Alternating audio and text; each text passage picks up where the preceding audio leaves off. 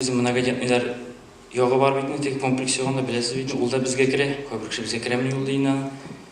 Анда 70 гектарлы басу 380 хуҗалык анда.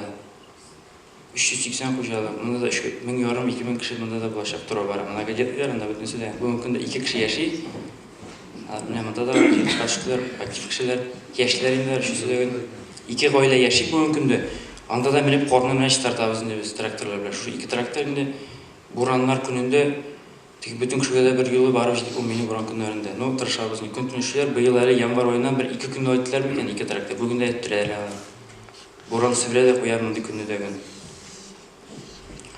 Менә Илфатта монда утыра хавыл үй салды. Алла белсә күчәмди язга. Сөйди, миңа юл газ кирәк ди.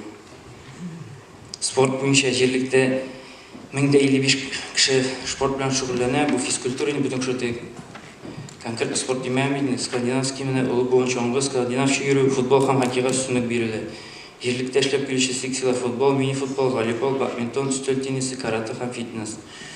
Авылыбызда ел дәверендә спорт ярышлары уздырылып килә. Авыл җирлеге президент чаңгы ярышы, теннис ярышы, Нурсил Галиев президент милли көрәш, Гаязов Алмаз, Каримов Ильяс, Хафизов Динар Нуриев, Ромил һәм Нуриев азат истәлегенә мини-футбол һәм волейбол турнирлары, Назипов Абдулмәлик истәлегенә баскетбол турнирлары уза безнең җирлектә инде бу.